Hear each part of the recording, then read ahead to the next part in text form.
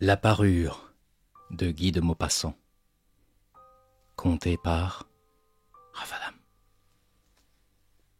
C'était une de ces jolies et charmantes filles, nées comme par une erreur du destin, dans une famille d'employés. Elle n'avait pas de dot, pas d'espérance, aucun moyen d'être connue, comprise, aimée, épousée par un homme riche et distingué. Et elle se laissa marier avec un petit commis du ministère de l'Instruction publique. Elle fut simple, ne pouvant être parée, mais malheureuse comme une déclassée. Car les femmes n'ont point de caste ni de race. Leur beauté, leur grâce et leur charme, leur servant de naissance et de famille, leur finesse native, leur instinct d'élégance, leur souplesse d'esprit, sont leur seule hiérarchie, et font des filles du peuple les égales des plus grandes dames. Elle souffrait sans cesse, se sentant née pour toutes les délicatesses et tous les luxes. Elle souffrait de la pauvreté de son logement, de la misère des murs, de l'usure des sièges, de la laideur des étoffes. Toutes ces choses, dont une autre femme de sa caste ne se serait même pas aperçue, la torturaient et l'indignaient. La vue de la petite Bretonne qui faisait son humble ménage éveillait en elle des regrets désolés et des rêves éperdus. Elle songeait aux antichambres muettes, capitonnées avec des tentures orientales, éclairées par de hautes torchères de bronze, et aux deux grands valets en culottes courtes qui dorment dans les larges fauteuils, assoupis par la chaleur lourde du calorifère.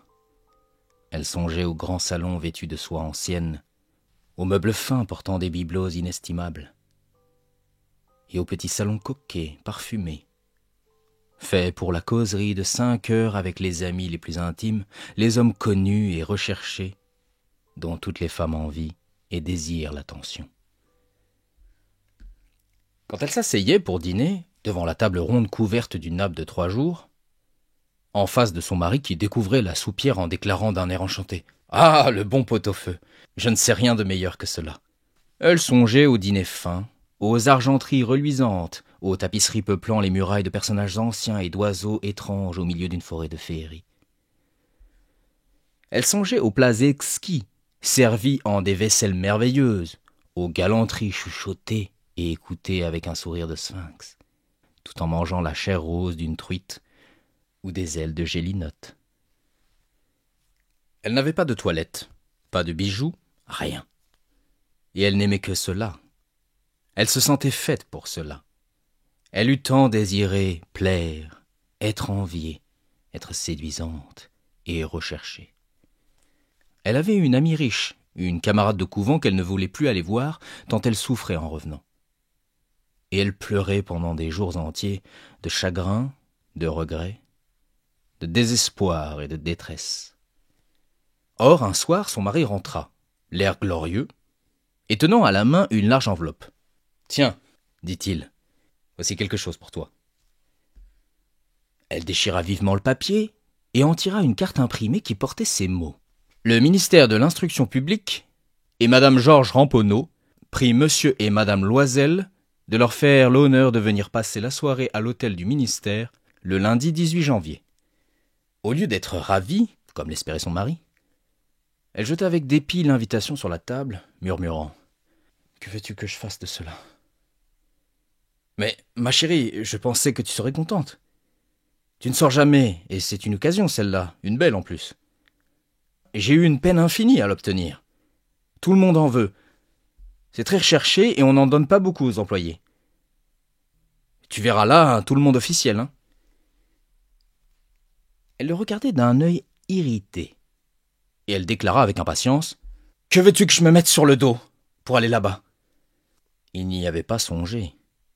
Il balbutia. « Mais la robe avec laquelle tu vas au théâtre, elle me semble très bien à moi. » Il se tut, stupéfait, éperdu, en voyant que sa femme pleurait. 2 grosses larmes descendaient lentement des coins des yeux vers les coins de la bouche. Il bégaya. « Qu'as-tu » Mais par un effort violent, elle avait dompté sa peine et elle répondit d'une voix calme en essuyant ses joues humides. « Rien. Seulement, je n'ai pas de toilette et par conséquent, je ne peux pas aller à cette fête. Donne ta carte à quelques collègues dont la femme sera mieux nippée que moi. » Il était désolé. Il reprit. « Voyons, Mathilde, combien cela coûterait-il, une toilette convenable qui pourrait te servir encore en d'autres occasions? Quelque chose de très simple. » Elle réfléchit quelques secondes, établissant ses comptes et songeant aussi à la somme qu'elle pouvait demander sans s'attirer un refus immédiat et une exclamation effarée du commis économe. Enfin, elle répondit en hésitant. « Je ne sais pas, au juste. Mais il me semble qu'avec 400 francs, je pourrais arriver. » Il avait un peu pâli, car il réservait juste cette somme pour acheter un fusil et s'offrir des parties de chasse l'été suivant dans la plaine de Nanterre, avec quelques amis qui allaient tirer des alouettes par là le dimanche. Il dit cependant « Soit, je te donnerai 400 francs, mais tâche d'avoir une belle robe. » Le jour de la fête approchait, et mademoiselle Loisel semblait triste, inquiète, anxieuse. Sa toilette était prête cependant. Son mari lui dit un soir « Qu'as-tu ? Voyons, tu es toute drôle depuis 3 jours. » Et elle répondit « Cela m'ennuie de ne pas avoir un bijou, pas une pierre, rien à mettre sur moi. J'aurais l'air misère comme tout. J'aimerais presque mieux ne pas aller à cette soirée. » Il reprit « Tu mettras des fleurs naturelles, c'est très chic en cette saison-ci. Pour 10 francs, tu auras 2 ou 3 roses magnifiques. » Elle n'était point convaincue. Non. Il n'y a rien de plus humiliant que d'avoir l'air pauvre au milieu de femmes riches. Mais son mari s'écria. « Que tu es bête! Va trouver ton amie Madame Forestier et demande-lui de te prêter des bijoux. Tu es bien assez lié avec elle pour faire cela. » Elle poussa un cri de joie. « Oh, c'est vrai! Je n'y avais point pensé !» Le lendemain, elle se rendit chez son amie et lui conta sa détresse. Madame Forestier alla vers son armoire à glace, prit un large coffret, l'apporta, l'ouvrit, et dit à Madame Loisel « Choisis, ma chère. » Elle vit d'abord des bracelets, puis un collier de perles, puis une croix vénitienne, or et pierreries, d'un admirable travail. Elle essayait les parures devant la glace, hésitait, ne pouvait se décider à les quitter, à les rendre. Elle demandait toujours « Tu n'as plus rien d'autre ?»« Mais si, cherche. Je ne sais pas ce qui peut te plaire. » Tout à coup, elle découvrit, dans une boîte de satin noir, une superbe rivière de diamants. Et son cœur se mit à battre d'un désir immodéré. Ses mains tremblaient en la prenant. Elle l'attacha autour de sa gorge, sur sa robe montante, et demeura en extase devant elle-même. Puis elle demanda, hésitante, pleine d'angoisse, « Peux-tu me prêter cela, rien que cela ?»« Mais oui, certainement. » Elle sauta au cou de son ami, l'embrassa avec emportement, puis s'enfuit avec son trésor. Le jour de la fête arriva. Madame Loisel eut un succès. Elle était plus jolie que toutes, élégante, gracieuse, souriante et folle de joie. Tous les hommes la regardaient, demandaient son nom, cherchaient à être présentés. Tous les attachés du cabinet voulaient valser avec elle.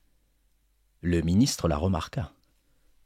Elle dansait avec ivresse, avec emportement, grisée par le plaisir, ne pensant plus à rien.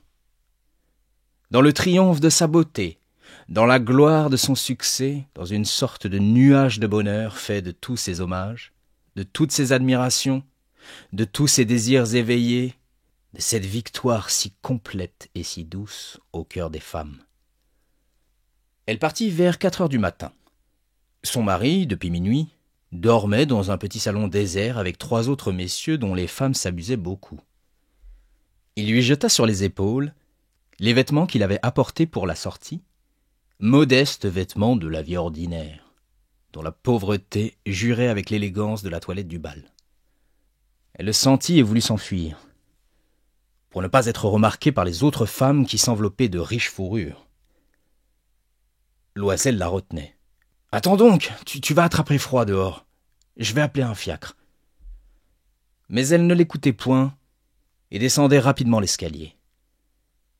Lorsqu'ils furent dans la rue, Ils ne trouvèrent pas de voiture, et ils se mirent à chercher, criant après les cochers qu'ils voyaient passer de loin.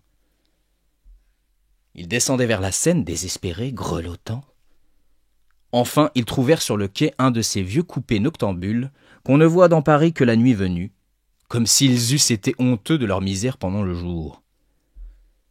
Il les ramena jusqu'à leur porte, rue des Martyrs, et ils remontèrent tristement chez eux. C'était fini pour elle. Et il songeait, lui, qu'il lui faudrait être au ministère à 10 heures. Elle ôta les vêtements dont elle s'était enveloppée les épaules, devant la glace, afin de se voir encore une fois dans sa gloire. Mais soudain, elle poussa un cri. Elle n'avait plus sa rivière autour du cou. Son mari, à moitié dévêtu, déjà, demanda « Qu'est-ce que tu as ?» Elle se tourna vers lui, affolée. « Je n'ai plus la rivière de Madame Forestier. » Il se dressa éperdu. « Quoi ? Comment ? Ce n'est pas possible. » Ils cherchèrent dans les plis de la robe, dans les plis du manteau, dans les poches, partout. Ils ne la trouvèrent point. Ils demandaient « Tu es sûr que tu l'avais encore en quittant le bal ?»« Oui, je l'ai touchée dans le vestibule du ministère. »« Mais si tu l'avais perdue dans la rue, nous l'aurions entendue tomber. Elle doit être dans le fiacre. »« Oui, c'est probable. As-tu pris le numéro ?»« Non. Et toi, tu ne l'as pas regardé ?»« Non. » Il se contemplait atterré. Enfin, Loisel se rhabilla. « Je vais, dit-il, refaire tout le trajet que nous avons fait à pied, pour voir si je ne la retrouverai pas. » Et il sortit. Elle demeura en toilette de soirée, sans force pour se coucher, abattue sur une chaise, sans feu, sans pensée. Son mari rentra vers 7 heures. Il n'avait rien trouvé. Il se rendit à la préfecture de police, aux journaux, pour faire promettre une récompense, aux compagnies de petites voitures, partout enfin où un soupçon d'espoir le poussait. Elle attendit tout le jour, dans le même état d'effarement devant cet affreux désastre. Loisel revint le soir avec la figure creusée, pâlie. Il n'avait rien découvert. « Il faut, dit-il, écrire à ton ami que tu as brisé la fermeture de sa rivière et que tu l'as fait réparer. Cela nous donnera le temps de nous retourner. » Elle écrivit sous sa dictée. Au bout d'une semaine, ils avaient perdu toute espérance. Et Loisel, vieilli de 5 ans, déclara « Il faut aviser à remplacer ce bijou. » Ils prirent le lendemain la boîte qu'il avait renfermée et se rendirent chez le joaillier dont le nom se trouvait dedans. Il consulta ses livres. « Ce n'est pas moi, madame, qui ai vendu cette rivière. J'ai dû seulement fournir les crins. » Alors ils allèrent de bijoutier en bijoutier, cherchant une parure pareille à l'autre, consultant leurs souvenirs, malades tous deux de chagrin et d'angoisse. Ils trouvèrent dans une boutique du Palais Royal un chapelet de diamants qui leur parut entièrement semblable à celui qu'ils cherchaient. Il valait 40 000 francs. On le leur laisserait à 36 000. Ils prièrent donc le joaillier de ne pas le vendre avant 3 jours, et ils firent condition qu'on le reprendrait pour 34 000 francs, si le premier était retrouvé avant la fin de février.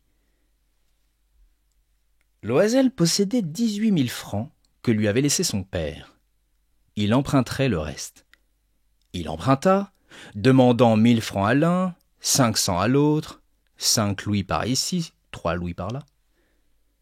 Il fit des billets, prit des engagements ruineux, eut affaire aux usuriers, à toutes les races de prêteurs. Il compromit toute la fin de son existence, risqua sa signature sans savoir même s'il pourrait y faire honneur. Et épouvanté par les angoisses de l'avenir, par la noire misère qui allait s'abattre sur lui, par la perspective de toutes les privations physiques et de toutes les tortures morales, il alla chercher la rivière nouvelle en déposant sur le comptoir du marchand 36 000 francs. Quand madame Loisel reporta la parure à madame Forestier, celle-ci lui dit d'un air froissé « Tu aurais pu me la rendre plus tôt, car je pouvais en avoir besoin. » Elle n'ouvrit pas les crins ce que redoutait son ami. Si elle s'était aperçue de la substitution, qu'aurait-elle pensé? Qu'aurait-elle dit? Ne l'aurait-elle pas prise pour une voleuse? Madame Loisel connut la vie horrible des nécessiteux. Elle prit son parti, d'ailleurs, tout d'un coup, héroïquement. Il fallait payer cette dette effroyable. Elle payerait. On renvoya la bonne, on changea de logement, on loua sous les toits d'une mansarde. Elle connut les gros travaux du ménage, les odieuses besognes de la cuisine. Elle lava la vaisselle, usant ses ongles roses sur les poteries grasses et le fond des casseroles. Elle savonna le linge sale, les chemises et les torchons qu'elle faisait sécher sur une corde. Elle descendit à la rue chaque matin les ordures, et monta l'eau, s'arrêtant à chaque étage pour souffler. Et vêtue comme une femme du peuple, elle alla chez le fruitier, chez l'épicier, chez le boucher, le panier au bras, marchandant, injurié, défendant sou à sou son misérable argent. Il fallait chaque mois payer des billets, en renouveler d'autres, obtenir du temps. Le mari travaillait le soir à mettre au net les comptes d'un commerçant, et la nuit souvent, il faisait de la copie à 5 sous la page. Et cette vie dura 10 ans. Au bout de 10 ans, ils avaient tout restitué, tout, avec le taux de l'usure et l'accumulation des intérêts superposés. Madame Loisel semblait vieille, maintenant. Elle était devenue la femme forte et dure et rude des ménages pauvres. Mal peignée, avec les jupes de travers et les mains rouges, elle parlait haut, lavait à grande eau les planchers. Mais parfois, lorsque son mari était au bureau, elle s'asseyait auprès de la fenêtre et elle songeait à cette soirée d'autrefois, à ce bal, où elle avait été si belle et si fêtée. Que serait-il arrivé si elle n'avait point perdu cette parure? Qui sait? Qui sait? Comme la vie est singulière, changeante, comme il faut peu de choses pour vous perdre ou vous sauver. Or, un dimanche, comme elle était allée faire un tour aux Champs-Élysées pour se délasser des besognes de la semaine, elle aperçut tout à coup une femme qui promenait un enfant. C'était Madame Forestier, toujours jeune, toujours belle, toujours séduisante. Madame Loisel se sentit émue. Allait-elle lui parler? Oui, certes. Et maintenant qu'elle avait payé, elle lui dirait tout. Pourquoi pas? Elle s'approcha. « Bonjour, Jeanne. » L'autre ne la reconnaissait point, s'étonnant d'être appelée ainsi familièrement par cette bourgeoise. Elle balbutia. « Mais, madame, je ne sais... Vous devez vous tromper. »« Non, je suis Mathilde Loisel. » Son ami poussa un cri. « Oh, ma pauvre Mathilde, comme tu es changée. »« Oui, j'ai eu des jours bien durs, depuis que je ne t'ai vue, et bien des misères. Et cela à cause de toi. »« De moi? Comment ça? Tu te rappelles bien cette rivière de diamants que tu m'as prêtée pour aller à la fête du ministère? »« Oui, eh bien, je l'ai perdue. »« Comment? Puisque tu me l'as rapportée. »« Je t'en ai rapporté une autre toute pareille, et voilà 10 ans que nous la payons. Tu comprends que ça n'était pas assez pour nous, qui n'avions rien. Enfin, c'est fini. Je suis rudement contente. » Madame Forestier s'était arrêtée. « Tu dis que tu as acheté une rivière de diamants pour remplacer la mienne? »« Oui. Tu t'en étais pas aperçue, hein? Elles étaient bien pareilles. » Et elle souriait d'une joie orgueilleuse et naïve. Madame Forestier, fort émue, lui prit les 2 mains. « Oh, ma pauvre Mathilde. La mienne était fausse. Elle valait au plus 500 francs.